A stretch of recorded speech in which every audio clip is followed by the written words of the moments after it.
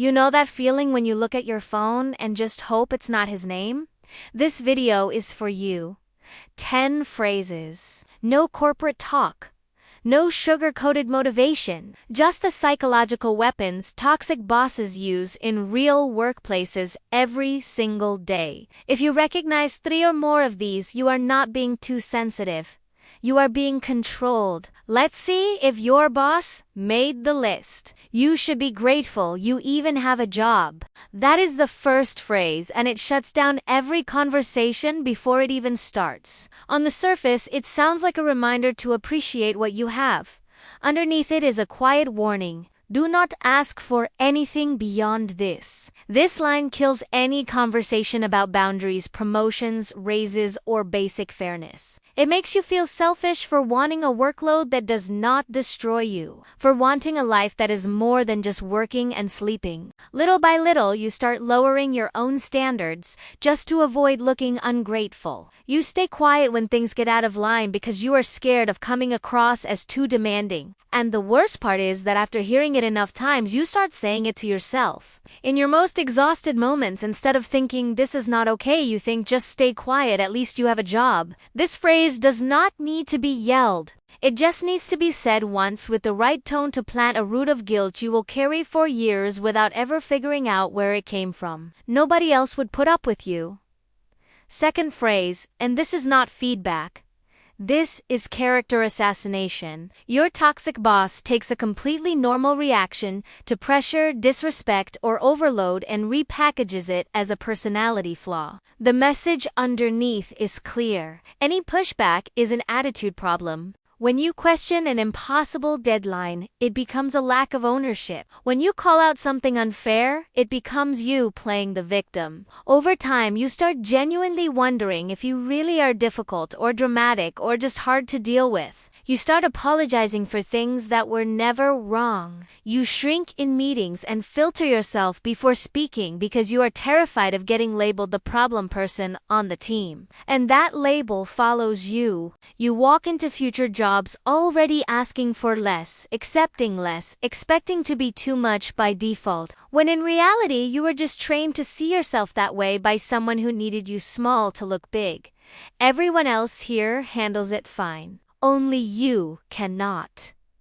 Third phrase, and it is isolation disguised as an observation. Instead of looking at the broken system, your boss turns the whole thing into your reaction. Suddenly, the problem is not the impossible deadline, the aggressive email, or the public disrespect. The problem is, you become the sensitive one, the fragile one, the complicated one. You start watching your coworkers trying to figure out if they are actually okay, or if they just got better at hiding it. Most of them are struggling too. They just learned to smile through the shift and fall apart at home. You do not see that part. So you start doubting your own instincts and bulldozing your own discomfort. You tell yourself that maybe you really are the only one who cannot handle things around here. And that doubt is exactly what keeps you stuck. When everything seems fine to everyone else, you go quiet, not because things are fine, but because you are scared of being the only one who says they are not. If you were really committed, you would go the extra mile. Fourth phrase, and this is where your own sense of responsibility gets turned into a weapon against you. This phrase takes your genuine desire to do good work and uses it as a hook to drag you into endless overtime, unpaid emotional labor, and constant sacrifice. If you say no, you become someone without team spirit. If you say yes, your normal keeps getting heavier until exhaustion just feels like routine. You start thinking that everyone who succeeds lives this way. Always online, always available, always saying yes. Before long, you cannot tell the difference between healthy dedication and slow self-destruction. Because your boss taught you that loving your job means abandoning yourself. And when your body starts sending signals through insomnia, headaches, and crying in your car, you still blame yourself for not being able to handle the pressure instead of recognizing that you were pushed way past any reasonable limit. This is just how this industry works. Fifth phrase, and this is how toxic work hides in plain sight. By framing abusive behavior as a fixed characteristic of the profession, your boss makes any pushback feel pointless. If you complain, you are not just questioning him, you are questioning the entire world. And that sounds impossible to fight. So you convince yourself that being exploited is just part of the deal. You start repeating the same phrase to newer people even when something feels off, saying it out loud, because you were trained to believe there is no other option. Every time you swallow that story, the idea of finding something better gets further away. You start confusing what is common with what is necessary. Because it has always been this way, it must need to be this way. Toxic cultures reproduce themselves exactly like this. One defeated phrase at a time, passed from the veteran to the new hire, until nobody can imagine there is any other way to work. Maybe this environment is just too intense for you. Sixth phrase, and it sounds like concern. It is not. It is a direct attack on your resilience wrapped up as care. This line turns basic human limits into a personal defect. Instead of asking whether the workload is unreasonable or the behavior is out of line, your toxic boss skips straight to the diagnosis. You are fragile. The problem is not the environment. The problem is that you cannot handle it. You start wondering if you really are too sensitive, too emotional, too weak for the real world. You push yourself past your limits to prove you can take it, while ignoring every signal your body is sending that something is deeply wrong. You start treating the shaking before meetings as normal, the race in heart when his name pops up on your phone as normal, the urge to cry in the bathroom before heading back to your desk as normal. That denial does not make you stronger. It just makes the damage quieter and a whole lot harder to see by the time you finally hit the wall.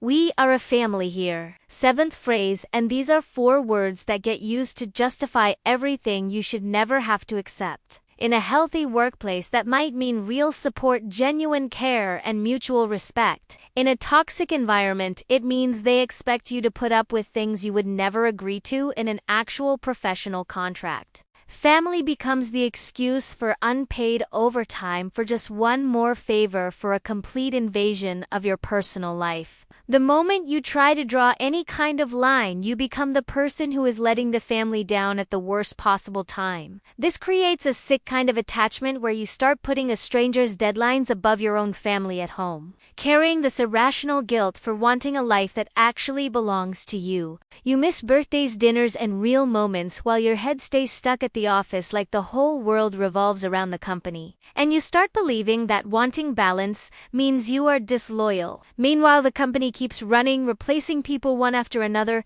and calling all of it family spirit. You are being way too emotional. Eighth phrase, and your pain just got used as evidence against you. This is how your boss discredits you without ever having to address the real issue. The focus shifts completely off what actually happened and lands entirely on how you feel about it. Suddenly, it is no longer about the unfair comment, the broken promise, or the public humiliation.